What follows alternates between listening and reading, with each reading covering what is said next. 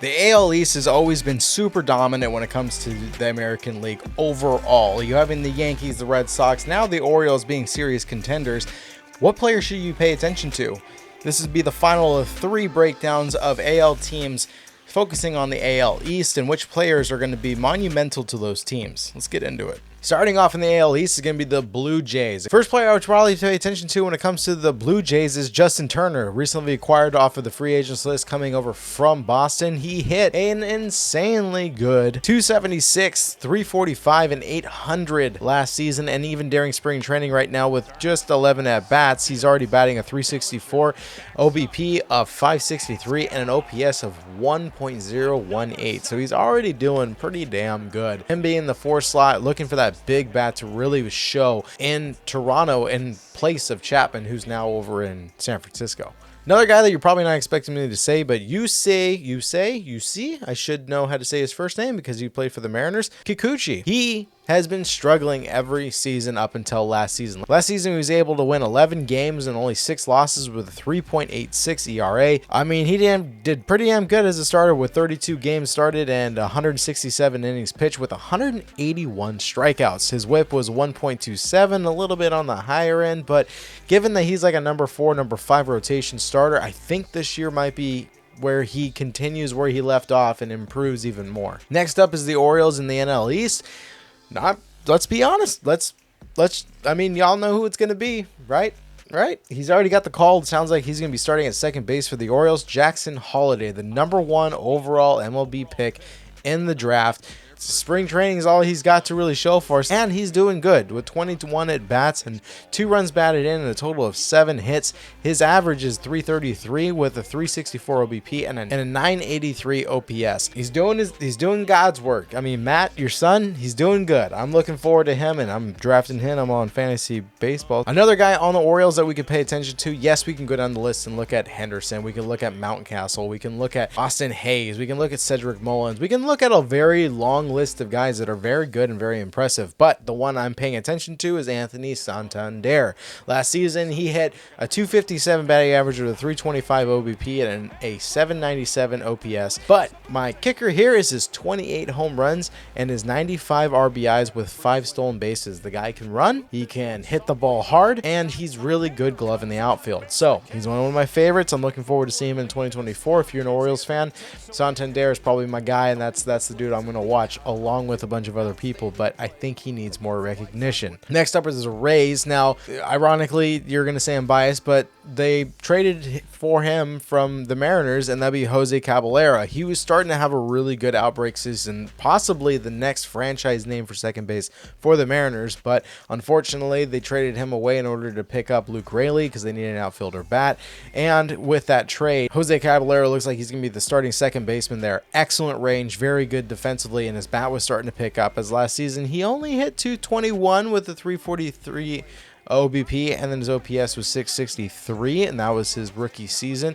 But already in spring training, 17 bats in, he has 1 home run, 1 RBI, but out of 6 hits, he's batting a 353 average with a 421 OBP and a 1.068 OPS. He's doing well, he's proving himself, and now that he's not in Seattle and he's able to hit somewhere else, maybe a little bit more warmer, maybe a little bit less wind because it's in a dome. I'm just saying, his bat might be waking up down there in Florida. Another one that was acquired for Tyler Glasnow from the Dodgers is Ryan Papeo. I did not expect the Dodgers to let him go. He's going to be pitching this year. Hopefully that he's going to be on the starting rotation. I believe he is. In 2023, he started in 3 games and pitched 8 games total, where he's kind of new in this transition into a starting pitcher. And he pitched a 2.14 ERA out of those 8 total games with 42 innings pitched, 38 strikeouts, and his whip was a .76. He's got the stuff. He's a good pitcher. I really thought that he was going to stay with the Dodgers, but obviously they had other plans. They wanted to go get a Cy Young Award winner, and Tyler Glasnow was on the market. So now Papeo's over there in Florida, and I mean, he seems good. He seems like a good player. He seems like he's going to probably be someone you want to look forward to. If you're doing fantasy baseball, I would pick him up. One caveat, I will say he did have 1 game that he started, and his ERA is 11.57 here in spring training. Probably just shaking off the rust, but I don't know. Next up is the Boston Red Sox.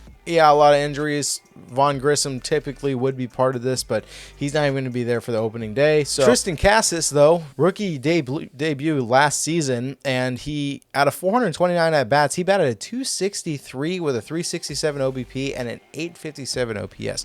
Very impressive for a rookie season. If Gunnar Henderson wasn't there, I think this is going to be one of the top picks along with like Logan O'Hoppe or something like that. But good hitter, 24 home runs, 65 RBIs, not a base stealer, not fast by any means, and I think baseball's starting to look now at some of the players that are able to steal bags and hit home runs, like Ronald Acuna Jr. or Corbin Carroll or Julio Rodriguez. A lot of these guys that are just doing kind of the duo of base running, speed, power mixed together versus like Big Hurt and Albert Pujols. Tristan Cassis, keep an eye on him. He's going to be hitting a lot of home runs this year, I have a feeling. Next up would be Jarren Duran, who's going to be most likely their leadoff hitter. Last season, he only hit 8 home runs, but, I mean, he had 24 stolen bases and 40 RBIs. He batted a 295. He got on base almost a third of the time, which is unheard of, especially these days.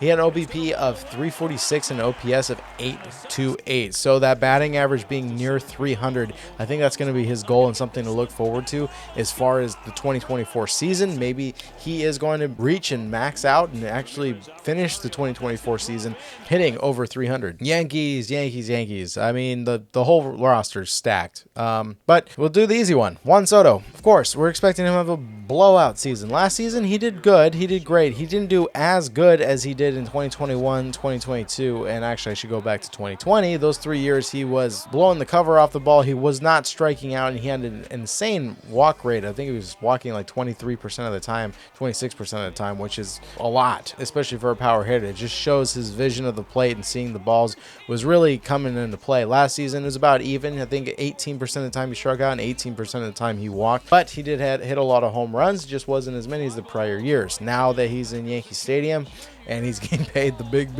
bucks, the long-term contract, and he just extended for the longest, I think, extension, and that was approved in arbitration. Out of 568 at-bats, he had a 275 batting average, 410 OBP, and a 929 OPS. That was with 35 home runs and 109 RBIs with 12 stolen bases. He stole 12 bases. Seriously, he did. You don't see him as speed, but 12 is pretty damn good for a guy that's known to hit 35 home runs. This is what I'm talking about. Power, speed. And already this spring training, he is blowing the cover off the ball. I keep saying that term. I don't know if that's proper. Probably not. Out of 12 at-bats, he has 5 home runs, 7 hits, 3 home runs, 7 RBIs, batting a 583, OBP of 643, and an OPS of 2.143.